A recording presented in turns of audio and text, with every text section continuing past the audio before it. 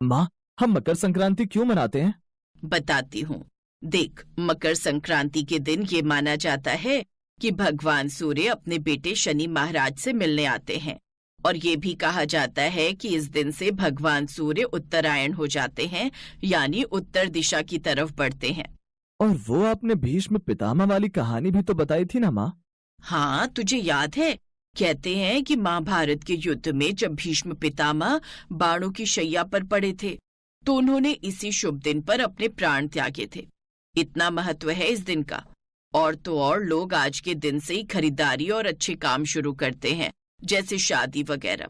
अब चलो, मैंने तुम दोनों के लिए तिल और गुड़ के लड्डू बनाए हैं। हाँ, मुझे पता है। आप हर साल मकर संक्रांति पर तिल गुड़ के लड्डू बनाती हो। वो कितने मजेदार होते हैं ना भैया। हाँ, सही कहा तूने छोटे। चलो फिर आओ, मैं तुम दोनों को प्रसाद देती हूँ। इसी तरह साल बीतते गए और अब गणेश और पवन भी बड़े हो चुके थे। गणेश की शादी हो चुकी थी और गणेश की पत्नी गरिमा के ससुराल में पहली मकर संक्रांति थी। गरिमा, जल्दी कर, सूरज निकलने वाला है। कहाँ है तेरा प्रसाद? लाई माँ जी, सब तैयार है। खिचड़ी कहाँ है? खिचड़ी भी बन गई है माँ जी।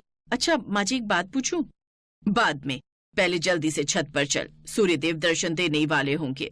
जय और उसकी बहू गरिमा छत पर पहुंच गए, लेकिन तब तक सूरज नहीं निकला था। माँ जी, मकर संक्रांति के दिन सूर्यदेव को जल चढ़ाने की परंपरा होती है क्या? वो मुझे नहीं पता। मैं तो रोज सूर्य भगवान को जल चढ़ाती हूँ, तो फिर मकर संक्रांति को कैसे छोड़ दूँ? हाँ, ये भी ठीक है। लीजिए माँ जी, सूर्यदेव ने दर्शन दे दिए। सूर्योदय होते ही दोनों सास बहू ने सूर्यदेव की पूजा की और उन्हें जल चढ़ाया। थोड़ी देर बाद खाना खाते हुए, ये लड्डू कितने फीके हैं, इसमें चीनी तो है ही नहीं। गरिमा, ये क्या किया तूने? सारे लड्डू बेकार कर दिए। माँ जी, वो मैंने चीनी हल्की रखी है। मुझसे जबान मत लड़ा, समझी? जा ले जा ये लड्डू, मुझे नहीं खाने। माँ, क्या दिक्कत है? मैंने खाए हैं लड्डू, ठीक ही तो बने हैं। तुम भी ना बस उसे डांटती रहती हो।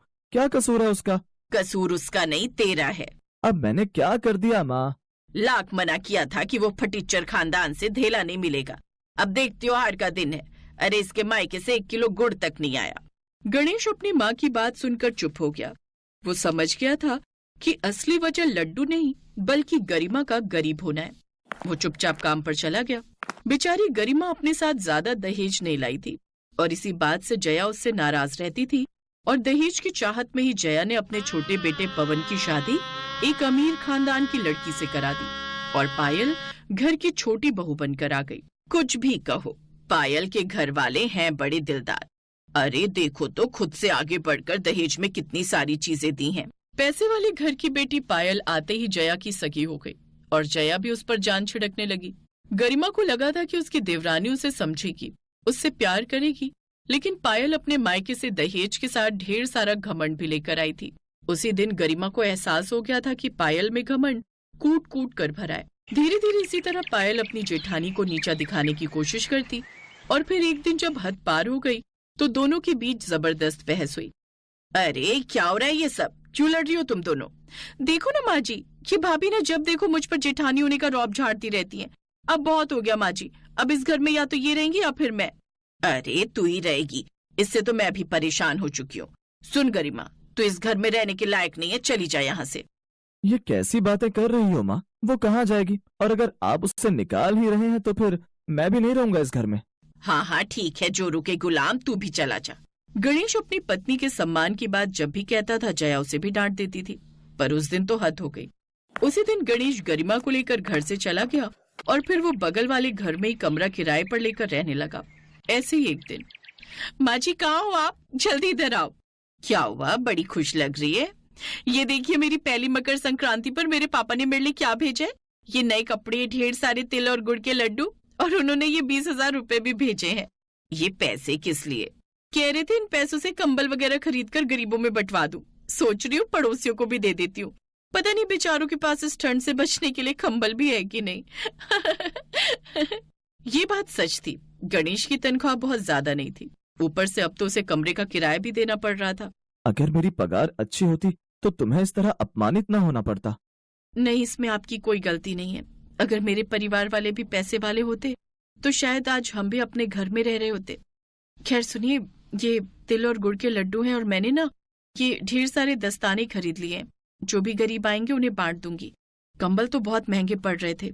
एक तरफ गरिमा और गणेश सच्चे दिल से दान धर्म की सोच रहे थे, तो दूसरी तरफ, आप देखना माँ जी, इतना दान दूंगी कि सारे भिखारी हमारे ही घर आएंगे।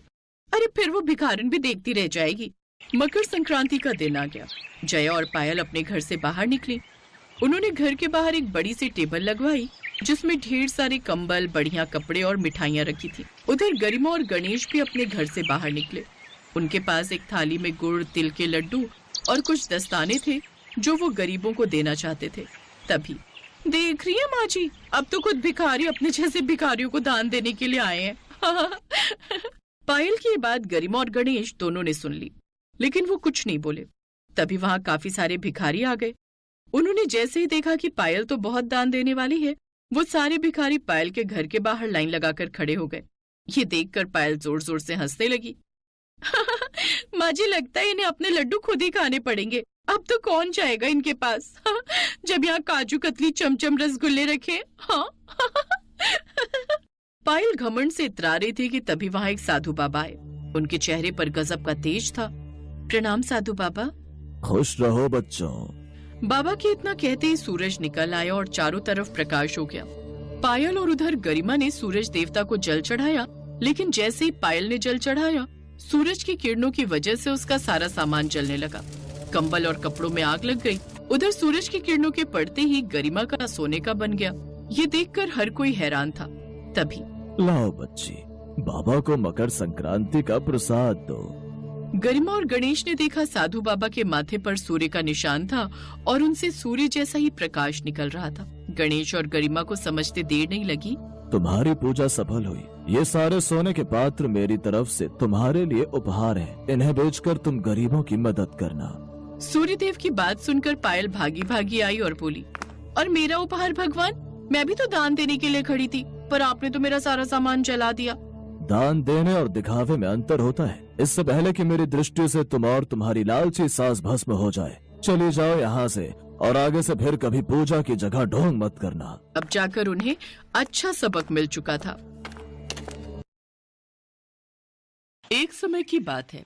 शांति नाम की एक औरत अपनी सास और पति के साथ रहती थी। शांति बहुत ही कंजूस स्वभाव की थी। वो द्वार पर आने वाले किसी भी गरीब, बेसहारा या मांगने वाले को कभी भी कोई दान पुण्य नहीं किया करती थी। शांति की सास जानकी उसे कई बार दान पुण्य करने के लिए कहती या खुद से करने की कोशिश करती तो शांति उस पर भड़क जाती थी। ये लो अम्मा, थोड़ा सा आटा रख लो। खुश रहो, परिवार में सुख समृद्धि का वास हो। अरे अरे अरे, जब तुम्हें ही घर में भरा आटा दान में दे देंगी तो हमारे घर में कौन सी सुख समृद्धि का वास होगा? माँ जी, आपको कितनी बार समझाया है ऐसे राह चलते भिखारियों को घर के आटा, चीनी, चावल और अनाज मत बांटा करो, नहीं तो एक दिन हमारे घर के भंडार खाली हो जाएंगे। बेटी, एक कटोरी आटा देने से भला तुम्हारे घर का क्या भंडार खाली होगा? तुम्हारी सास तो बहुत ही पुण्य का काम कर रही है। हमें नहीं कमाने कोई पुण्य। खबरदार माँ जी, आज के बाद अगर आपने मेरे से बिना पूछे किसी को कुछ भी दिया तो मुझसे बुरा कोई नहीं होगा। ये नहीं है कि आपका बेटा पूरा दिन मेहनत करके कमाता है और आप उसे गरीबों में बांटकर उड़ाती रहो। महीने भर बाद यही मेरे से पूछेंगे कि राशन इतनी जल्दी खत्म कैसे हो गया, फिर मैं इन्हें क्या जवाब दूंगी? आप तो पीछे हट जाओगी। बहू, आज एकादशी का दिन है, इसलिए दान करना बहुत अच्छा होता है। और फिर ज्यादा नहीं, मैंने तो बस थोड़ा सा आटा ही दान में दिया। वही मैं कह रही हूँ आपसे, ये नहीं चलेगा। कोई ये दान पुण्य करने से महल नहीं खड़े हो जाएंगे। शांति की सास कुछ नहीं बोल पाती। वो बुजुर्ग तो अपने बेटा बहू के सहारे अपने जीवन के बचे खुचे दिन काट रही थी, पर शांति इस बात को नहीं समझती थी। शांति को दान पुण्य करने से बहुत नफरत थी, इसलिए वो एक फूटी कौड़ी भी दान में न खुद देती न अपनी सास को देने देती। सुमेर बेटा, कल मकर संक्रांति का पावन पर्व है। इस दिन दान पुण्य करने से व्यक्ति के जीवन के सारे दुख दूर हो जाते हैं और घर परिवार में खुशी और कारोबार में सफलता मिलती है। मैं चाहती हूँ कल तुम बहू के साथ मिलकर कुछ दान पुण्य करो। ठीक है माँ, जैसा तुम कहो। मैं कल मकर संक्रांति पर दान करने के लिए सामान खरीद लाऊंगा। अपनी माँ की बात को सुनकर सुमेर कमरे में आ जाता है और शांति को सारी बात बताता है। अरे अरे अरे, पागल हो गए हो क्या? ये मकर संक्रांति, एकादशी, अमावस्या, ये तो रोजाना ही आते रहते हैं। अगर हम इन सब में अपने पैसे को लुटाते रहे तो एक दिन हम सड़क पर आ जाएंगे। मैं तो कहती हूँ मकर संक्रांति के दिन किसी को दान पुण्य करने से अच्छा है तो मेरे लिए एक सोने का हार बनवा दो। कम से कम वो हार काम तो आएगा। और अगर तुमने मेरी बात ना मानकर दान पुण्य किया तो तुम मेरे से फिर कभी बात मत करना। मैं समझूंगी फिर तुम अपनी माँ की बात को मानते हो। अरे तुम नाराज क्यों होती हो? ठीक है, हम कल मकर संक्रांति के दिन कोई दान पुण्य नहीं करेंगे। मैं तुम्हारे लिए सोने का हार बनवा दूंगा। अब तो खुश हो जाओ। सासू माँ, अब मैं आपको बताऊंगी कि सुमेर किसकी सुनते हैं। वो आपकी बिल्कुल नहीं सुनेंगे। कल मकर संक्रांति के दिन कोई दान नहीं होगा। अगले दिन मकर संक्रांति थी। इस दिन लोग अपने सामर्थ्य के अनुसार दान पुण्य करते हैं। जानकी ने देखा सुमेर बाजार से कुछ भी नहीं लाया है। उसने पूछा, सुमेर बेटा, तू आज दान करने के लिए कुछ नहीं लाया? मैंने तो कल ही बोल दिया था कि अन्न वस्त्र आदि कुछ भी अपनी सामर्थ्य के अनुसार दान करने के लिए ले आना। तू दुकान से ही कोई कपड़ा उठा लाता, तेरे हाथों से वही दान हो जाता। सुमेर इससे पहले कि कुछ बोल पाता तभी शांति आ जाती है। सुनो जी, देखो मैंने ये हार पहन लिया, बताओ तो कैसा लग रहा है? बहुत अच्छा लग रहा है माँ। देखो, मैं आज शांति के लिए सोने का हार खरीद कर लाया हूँ। शांति बहू, तुम्हें तो पता था आज मकर संक्रांति का कितना बड़ा दिन है, पर तुमने दान करने के लिए कोई भी चीज नहीं निकाली। माँ जी, आपको देखकर तो ऐसा लग रहा है मानो आप मेरे सोने के हार से जल गई हो। मैं पैसे बचाने की कोशिश करती हूँ और कंजूसी से घर चलाती हूँ ताकि अपने लिए कुछ जोड़ सकूं। ऊपर से आप मेरे हार की तारीफ करने की जगह फालतू का दान करने के लिए बोल रही हैं। पता नहीं जब देखो घर लुटाने में लगी रहती हैं। शांति अपना हार लेकर अंदर चली जाती है। अगले दिन सुमेर जब दुकान जाने लगता है तो उसके मोबाइल पर फोन बजता है। सेठ जी, मैंने तो आपके कहे अनुसार ही कपड़ा तैयार किया था, फिर आप माल लेना क्यों नहीं चाहते? मैंने आपको सही दाम लगाए थे। पर सुनिए तो सेठ जी। नहीं सुमेर, मुझे कपड़ा पसंद नहीं आया। मेरी किसी और दुकानदार से बात हो गई है। अब मैं तुम्हारी जगह उसी से माल खरीद रहा हूँ। मुझे माफ करना है। अब क्या होगा? सेठ जी तो बहुत बड़े ग्राहक थे। लाखों का माल मैं उन्हें आसानी से बेच देता था। बड़ी मुश्किल हो जाएगी। इसी तरह सुमेर के कई बड़े ग्राहक छूटते जा रहे थे और उसका कपड़े का काम बिल्कुल ठप हो चुका था। सुमेर को कर्जा चुकाने के लिए शांति के जेवर भी बेचने पड़े। सुमेर बहुत परेशान रहने लगा था। वो कर्ज में डूबा हुआ था। उसके पास घर बेचने के सिवा कोई और चारा नहीं था। क्या करूं? मैं बहुत परेशान हो चुका हूं। कुछ भी समझ नहीं आ रहा। मेरे पास कोई काम धंधा नहीं रहा। न जाने किसकी नजर लग गई। सब कुछ तो ठीक चल रहा था, पर अचानक ये सब क्या हो गया? सुमेर बेटा, हर व्यक्ति को अपनी कमाई का कुछ हिस्सा दान पुण्य में अवश्य देना चाहिए।